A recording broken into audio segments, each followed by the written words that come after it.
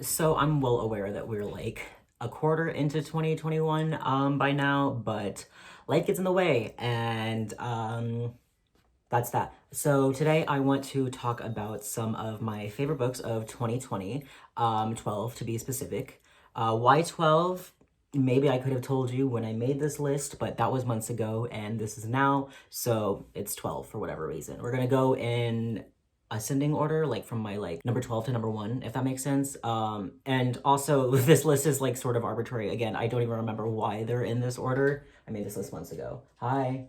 My dog just opened my door. So number 12, I have Trail of Lightning by Rebecca Roanhorse. And the reason why I had to put this book on this list is really because this is like one of the best beginnings of a series that I've read in a really long time. It made me so excited to like read the rest of the series, and that almost never happens to me with a first series. It usually takes me a few books to kind of like get in the swing of, you know, enjoying the characters and the plot and everything. So this is a post-apocalyptic book based on Navajo mythology. We follow Maggie, our main character, and she's super cool, she's super badass, and I'm super excited to read the next book. Next, I have Teleny by Oscar Wilde, and this is definitely one of the weirder books I've read.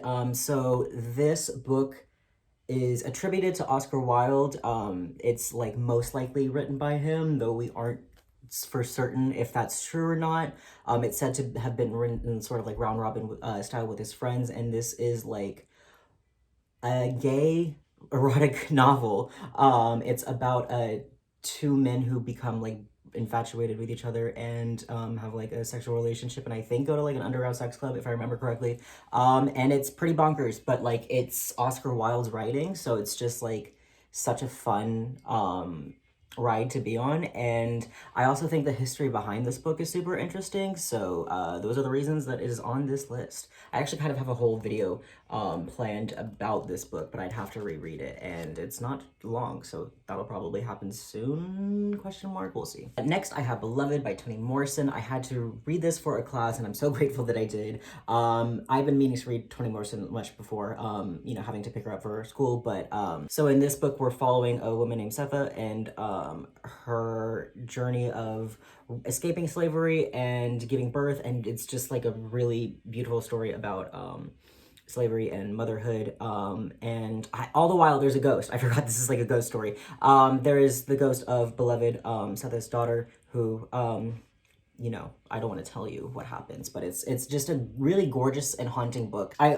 wouldn't have categorized this as a favorite when I first initially finished it, but like I just wasn't able to stop thinking about it when I was done, so I had to add it to this list. Okay, the next book, I'm gonna warn you about the state that it's in. I let my roommate borrow it. They're still, I don't think they've even started it yet, but it was not like this when I loaned it to them. That's all I'm gonna say. Next, I have Felix Ever After by Casein Calendar. This is the story of Felix Love, who kind of feels like he's one marginalization too many to ever find a relationship. And he comes to school one day, and there's a bunch of pictures of him pre-transition and his dead name plastered everywhere, and it's you know, his journey and one dealing with his emotions and his longing for a relationship, and also dealing with who did this. And I loved this book so much and made me so happy. I first of all, I adored the cover. I really love seeing top surgery scars like on the front cover. That was really, especially I had just gotten like top surgery around the time I think I got this book, so it was like, I don't know, special for me to like see the scars on Felix and on myself. I love Felix's friends. I love a lot of the conversations that were had in this book, and I think would help a lot of people, assist people understanding trans folks a little bit better. And yeah, this is a really gorgeous book. If you haven't picked it up, I definitely would. Even if you're not a big YA reader, I still think this is a really good book. Next, we have Battle Royale by Koshin Takami, and this is a translated work of Japanese fiction. It's about a class of, I think, middle school students who are chosen to go compete on that year's Battle Royale, where they all go to one island and kill each other. Very Hunger Games-esque, but this came first. I really do love this book. It's pretty big, but like it didn't take me very long to finish. And I love the writing, and I love that we got to follow all of the characters, and you kind of see who's important as you go on, because like obviously the ones who are not important get killed off. And yeah, I wish I had more to say about this book. It actually was my number one of 2020 for a while, but you know, that was like way at the beginning of the year, so this is definitely due for a reread. But yeah, and also this cover, like Jesus Christ, I'm obsessed. Next, I actually have a manga series, but I'm only holding up one volume, and that is the My Hero Academia series. This is about a future society where everybody is born with some sort of mutation. Well, not everybody. Most of society is born with some sort of mutation. Gives you some sort of extra ability. And because of this, there's sort of a rise in a career for superheroes. And this is about a class of students trying to become superheroes. And I love this series so much. It's literally my new obsession right now. It's all I'm like talking and thinking about. Season 5 is coming out as we speak, and it's great. I am like trying to get caught up in the manga and everything. And there's a lot to love about the series. I think the plot is really intriguing and really engaging. But more than that, I think the characters are just great. I think there's a character for everybody, that like no matter what, you'll find someone that you like, even if they aren't necessarily the central focus. But there's just a lot of really gorgeous like character work done. With, you know, the students and everything, and like their, not only the relationships like with each other and everything, but like their journey of like starting school and everything that happens after starting school, all the incidents that kind of traumatize them, and how they learn from that, and like just who they are and where they come from, and like why they do what they do. I really love this series so much. It's one of my favorites right now, obviously. Next, I have The Brightlands by John Fram. This was a 2020 release, and this is about a man who escapes from his small conservative Texas town, but has to come back because his younger brother is missing. And it's really good. It's a thriller with a gay main character, it's something that I am always searching for. I love seeing queer characters in genres outside of romance, sci-fi, fantasy. Not that obviously like I don't want to see those characters in those genres, but I want to see queer characters everywhere, obviously. But this was just a really great book. As someone who lives in a sort of suburb, central Texas, this was like eerily real. Like, I think the scariest bits about this book is how much of the town reminds me of where I grew up, and maybe you wouldn't get that terrifying feeling if you don't have that environment, but I think nonetheless it's still a really creepy environment. The characters leave a little bit something to be desired. I think the main character we follow, what is his name again? Joel. I think he's all right. There's some side characters that like there's not a lot going on with them. It's mostly about Joel. But it's just still a really good book, and like the ending was like fucking bonkers. I'm not gonna tell you what it is, and this is also another book I want to reread. And yeah. Next, I have The House of Impossible Beauties by Joseph Cassara. This book is everything I could ask for. So we're following the House of Extravaganza, which was the first all Latinx house on the Harlem Ball scene way back in the 80s. And we're following real people, but just like fictionalized versions of these real people, and I think some original characters. And it's I love this book so much. It's so beautifully written. It really reminds me of a lot of not just literature from the 80s, but queer lit from the 80s, and this sort of like stream of conscious rambly style, which I adore. I love all of the characters in this book. I think everybody is just beautiful. Everybody's just beautiful in this book. I love the setup, the setting. I love drag and drag culture and the ball scene and everything. And I think this is just like a really beautiful portrayal of it. It is very heart-wrenching, and it is definitely triggering. So if you're sensitive to drug abuse, sexual assault, transphobia, homophobia, and that's what I can remember right now. I would definitely look into the triggers before picking up this book, but I still think it's just a really gorgeous piece of historical fiction. And a lot of people, I think when they think of historical fiction, they think of like, I don't know, cowboy westerns and like Regency era, and that's not to trash on those, but I think people who think they don't like historical fiction because they don't like that stuff, well, the 80s is history too. Next, I have a book that I'm also currently loaning to my roommate, and a book that I think everybody had read this year and loved, and that is Bunny by Mona Awad. So Bunny follows a girl who is in a creative writing program, and her master's, I believe. And there's this group of girls that she's not a big fan of, and she's given them the nickname the Bunnies. And you know, she tries not to get really involved with them until they invite her to a little writing circle that they have, and her world kind of flips from there. I think this is great. I think this is very much for a particular kind of reader. It's very weird, and it's very leaves you with lots of questions. But I thought it was so fun. It's really funny. It's I don't know if I was really scared at points, but it's stuff that, like, I mean, it classifies as horror, what happens, but like, it's not like, spooky, but it's like, oh my God, what the fuck kind of horror, if that makes sense. I love this book so much.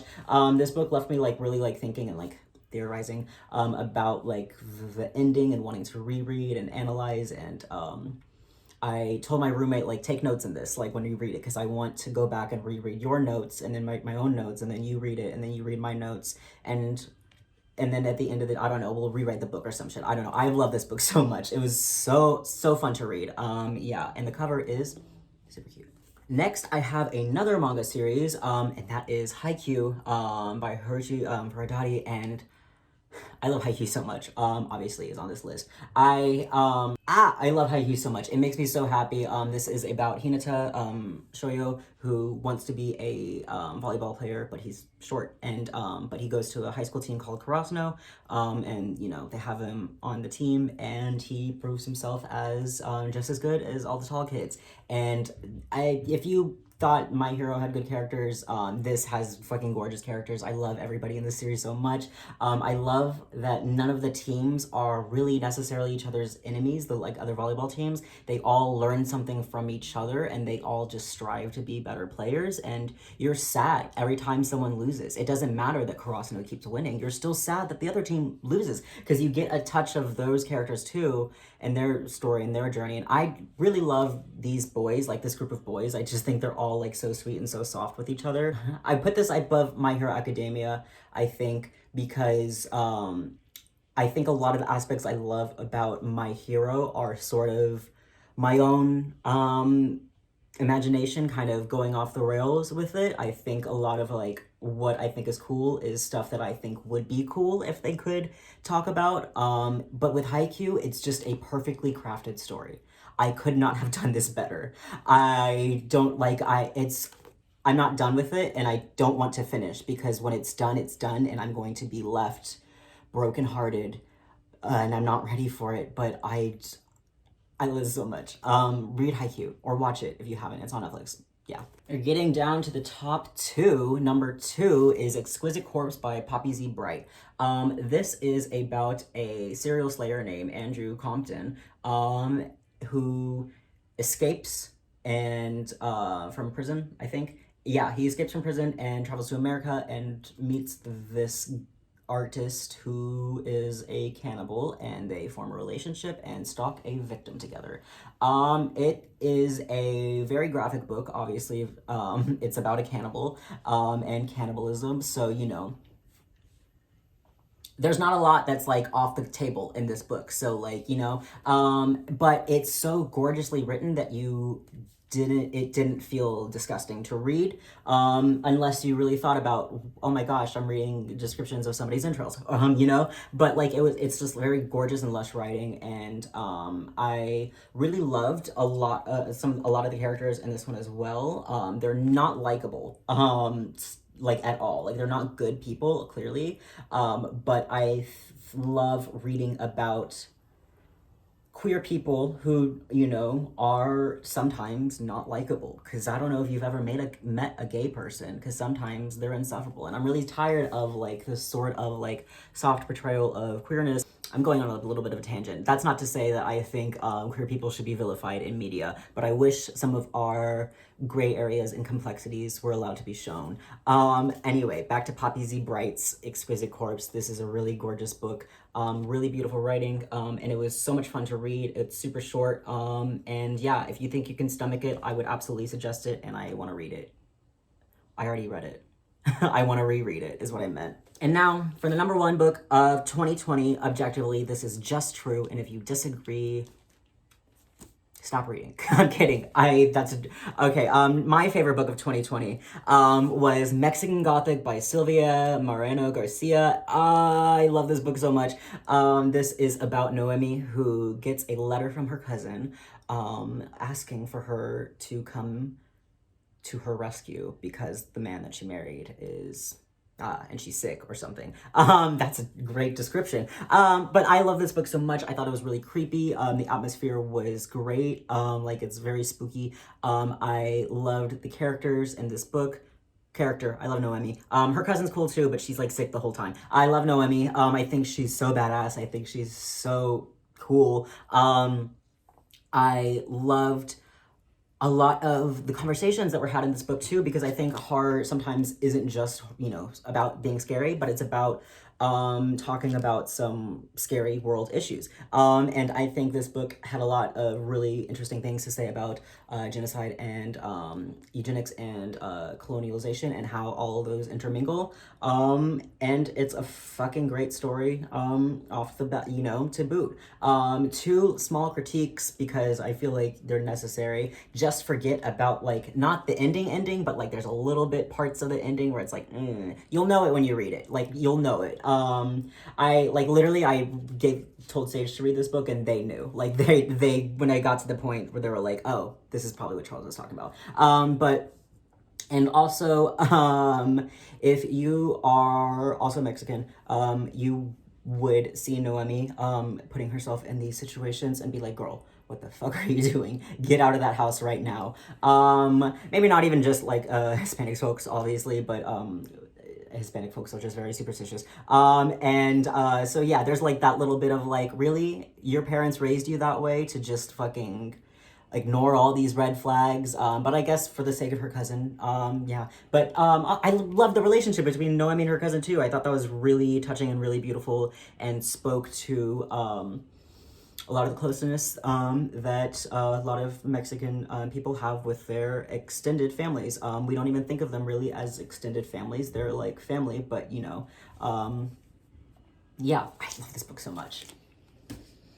So yeah, those were my favorite books that I read in 2020. Let me know what your favorite books that you read in 2020 were, if you've read any of these, if you're looking to read any of these, or I don't know, anything else that you feel like letting me know. That's gonna be it for me. Be sure to check out the links in my description to some organizations that you should donate to. Two of those being the transition funds to some very close friends of mine. And if you don't have the means to donate, spreading them around also helps. Also links to my social media if you want to follow me on Twitter, Goodreads, whatever. Like and subscribe if you enjoyed. Or if you didn't, dislike, unsubscribe. I'm not your dad. I can't tell you what to do. All right, that's going to be it for me. Bye, I love you.